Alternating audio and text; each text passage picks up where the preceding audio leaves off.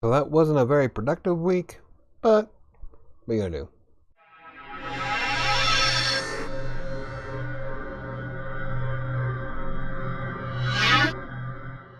Hello, I'm Michael with WriterSanctuary, and since last week's video about the viewer comments did so well, I think I'm going to keep it up with a regular tradition on Fridays. But if there's anything that you would like to know, leave it in the comments down below. So before we get started, don't forget the like button, and if you want to learn more about freelance writing, Textbroker, or any of the other topics that I cover, hit subscribe. So let's just jump right into the comments. Now the first comment is from, and I hope I don't screw up your name, but Hishra Bot. Thanks for telling the truth to people concerning this topic. Other people sometimes don't and gives unreal expectations. Thanks for the videos. Now that was in response to the video for is it possible to make $100 on Textbroker a day? And it is possible to make $100 a day on Textbroker. It just takes a lot of work to do it. I was able to do it several times over. But I tell you what, there was days where it took a bit of a grind. So but I would like to comment back and say that I try to be as upfront as I can about everything I talk about. I'm the type of person that has to have facts in hand. So when I relay things to you guys, it comes from personal experience or I have statistical information to back it up. Our second comment comes from Himok Mom. I've only been on Textbroker for a few weeks and I've gotten reviewed 3 times. Seems like overkill, but the point you make is true. It's really easy to lose your rank quickly if you don't actually have the skills. Now this is in response to the video I did recently about why you shouldn't buy 4-star accounts from third parties. Because with Textbroker, they will rank your stuff periodically, and if you don't have the skills to justify your star level, you're going to lose it. But if you're thinking about buying a 4-star account from someone, don't. It just leads to all kinds of different mess, and I'm going to go into another comment here in a moment and explain why. Now, the next comment comes from my good friend Chris Desatov. I received a few comments asking me to sell my account too. Like, what? No, that's not how it works.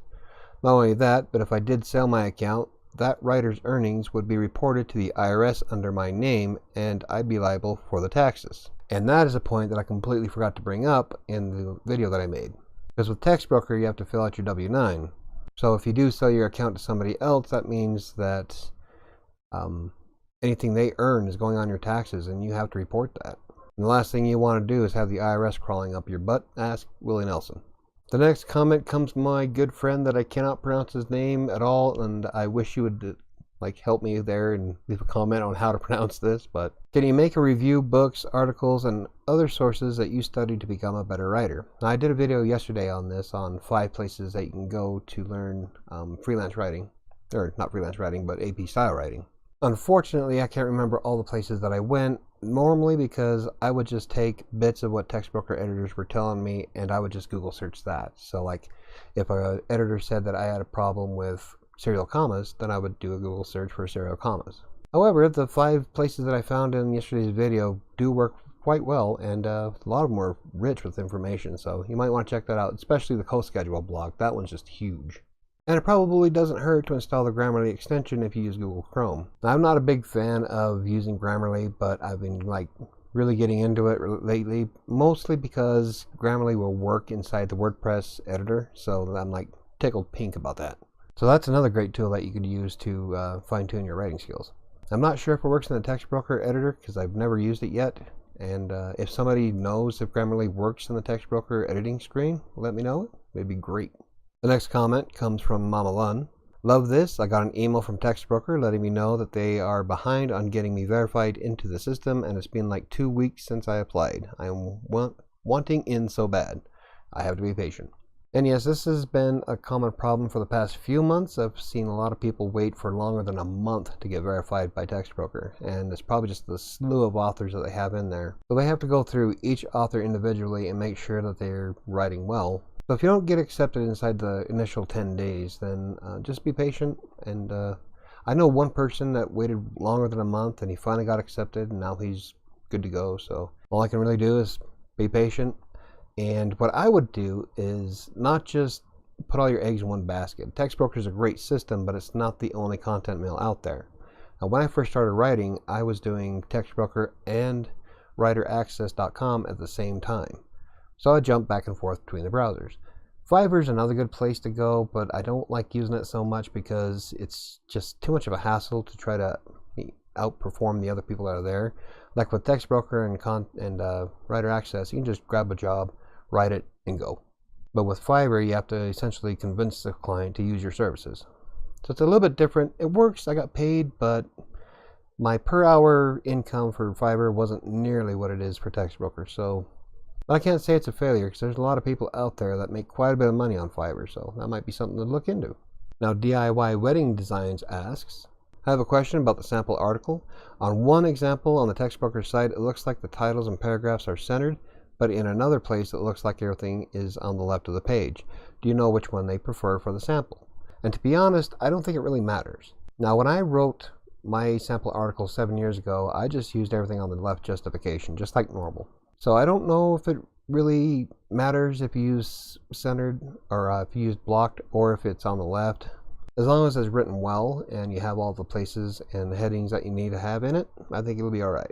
Then again, keep in mind this was 7 years ago, so I'm not sure if they changed, but from what I've seen of all the different people that have come to me with stuff and screenshots of the process, doesn't look like a lot has changed. So you should be okay if you just use the left justification. Now, Catherine writes, do you do keyword research for your own blogs? I prefer the free version of Keywords Everywhere over the Google Keyword Planner. And I too use Keywords Everywhere. It's the Google Chrome extension that you can install. It's a great tool because it kind of like takes the Google Keyword Planner and throws it right into your browser. So no matter where you're searching, you can find a semi-accurate portrayal of how popular a keyword is. Now this works whether you're in Google search or even if you're in YouTube. And so far it seems to work everywhere there's a search form that I've come across. But yes, I definitely do keyword research for it, and I'll take the one I want to work on and I'll throw it as the focus keyword in Yoast SEO for WordPress. But yeah, Keywords Everywhere, great tool. Tubular442 writes, thanks for the great content. It's been very helpful. You mentioned paying for SSL certificates. There is now a free WordPress plugin you can use for putting SSL on your websites. If you have several websites, the savings can add up. Check it out. Keep up the good work. And yes, I do pay for an SSL on my primary site, but for others, I'll use a free SSL. And there's a reason for that, is that one of these sites I'm trying to brand as a business, and so I need the more descriptive information, verified information for the paid SSL as opposed to the free, which only covers your domain. They both work great, but I want more of the verification that comes with the paid version. And the plugin that is on WordPress that works awesomely is Really Simple SSL. And if you use a web host that already has SSL installed, such as Let's Encrypt, it should just grab the information from your web host immediately and you're good to go. Of course, this depends on the web host.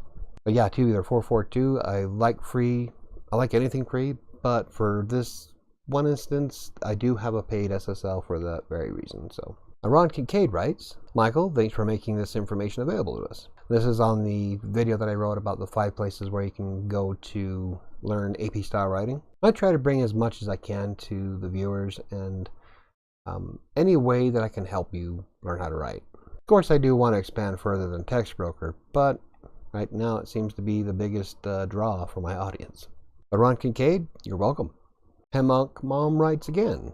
Great video. Interesting to hear all the questions people have about freelance writing. I always learn a thing or two from your videos.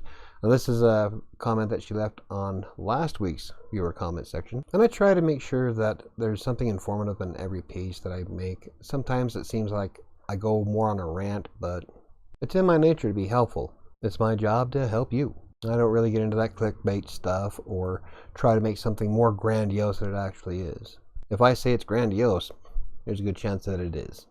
But something like that is very few and far between. Now, there's some things that I praise up and down, like Yoast SEO. I love that program, and I will keep using it forever. But I'll also give you reasons on why I love it so much. But anyway, I'm glad you're still around, and hope to see you in the future. Okay, now this next one comes from Dennis Wu, and this is not necessarily a comment on the videos, but from WriterSanctuary's website. Because on my blog, I have a contact form where you can reach me directly. And Dennis Wu asks, how long does it take you to complete a level 3 assignment? What's your process of deciding whether or not it's something you want to write about, research, and note-taking? Well, on average for a level 3, it really depends on the words. And because I am a dork and I keep track of everything in a spreadsheet, I know that on average I can write 1,100 words an hour, and that's including research and proofreading time. So a 500-word article for a level 3, I could probably do it in a little bit less than a half hour. Of course, that also depends on the client. I'm on some teams where I can whip out a 500-word article inside 20 minutes. Now, determining who is a worthwhile client is that I will go through the briefing and try to gauge exactly what they're looking for and how much time it's going to take me to research it. Of course, I have to be pretty fast at this, otherwise I'm wasting time and not getting paid. But if they have a super long briefing description and it just takes too long to read through it, I skip it and move on. Now, when it comes to research, that's why I have my second monitor set up. I'll tell you what, having that second monitor where you can throw things on one side and write on the other, it makes a huge difference when you're writing for Textbroker. It makes a big difference when you're writing for private clients.